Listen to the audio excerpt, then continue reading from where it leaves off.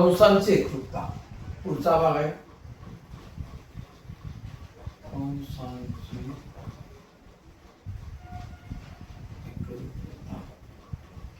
आता कंसांची एकरूपता करताना आपल्याला काय करावं लागते बघूया आधी. बरोबर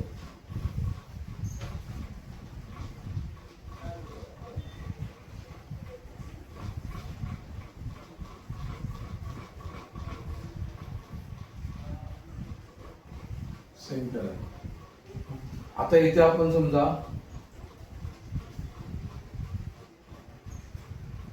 अजून याच्या आतमध्ये त्याच्या बाहेर एक सेंटर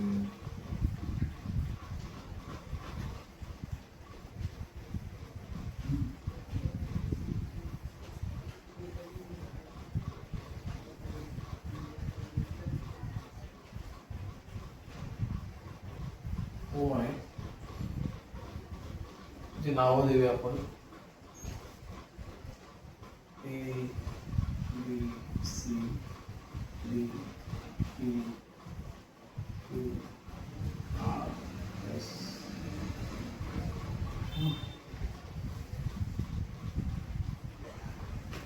मेजरमेंट पण दिलेला आहे 0 70 70 40.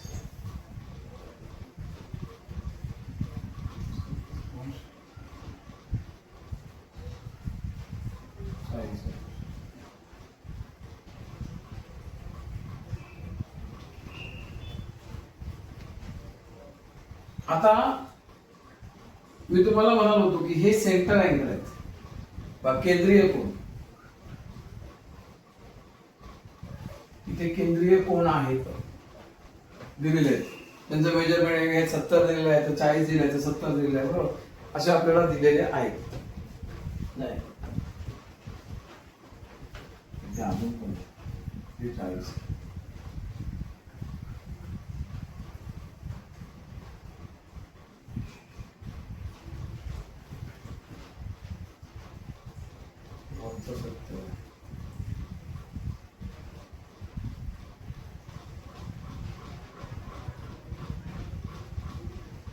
असे आपल्याला डायग्राम मध्ये दिलेलं आहे.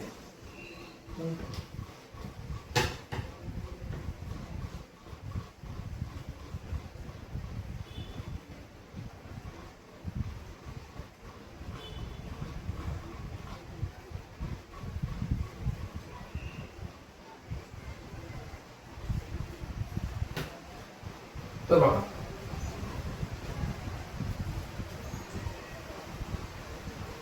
आपण नावं द्यावी लागतील.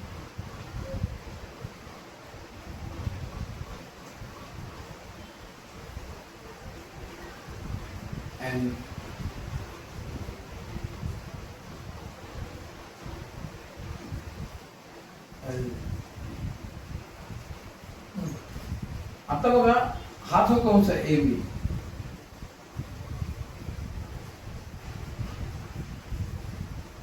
याचा केंद्रीय कोन किती आहे 70 आहे. म्हणजे याचा केंद्रीय कोन 70 आहे म्हणजे हा ए बी हा किती झाला 70 अंश झाला. तो झाला तर हा एस आर पण किती होणार मग तो पण 70 होणार. तो काय वाढणार नाही, डबल नाही होणार, कारण केंद्रीय कोन जेवढा आहे तेवढाच होणार आपण. म्हणजेच समजा केंद्रीय कोन ए सी बी केंद्रीय कोन ए सी बी बरोबर बघा ए सी बी किंवा एस सी आर. आता एस सी आर पण येणार किंवा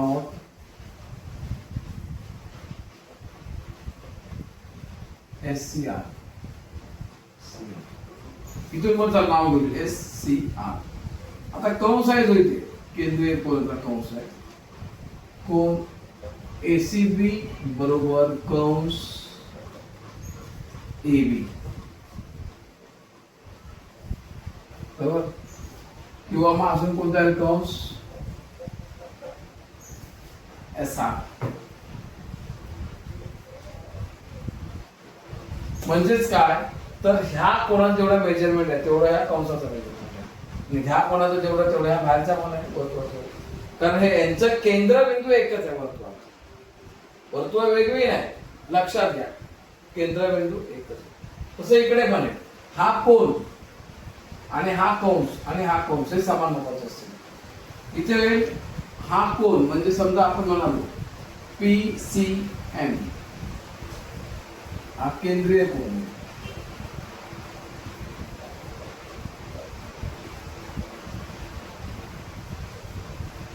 PCM, किंवा मोठ्या वर्तुळाचा PCM, तर छोट्या वर्तुळाला आपण काय म्हणू, DCN, कोन DCN, बरोबर. मग ह्या कोनाबरोबर कंस कोणता, DN आणि MP, म्हणजेच कोन PCM बरोबर कंस, PCM बरोबर कंस कोणता, PM, किंवा कोन DCN बरोबर कंस DN, हा असणार एकरूप. लक्षात घ्या. म्हणजे अशा पद्धतीने आपण काय करू शकतो, एकरूप कंस शोधू शकतो. लक्षात घ्या. आता ना इथे आपल्याला समजा असा प्रश्न विचारला,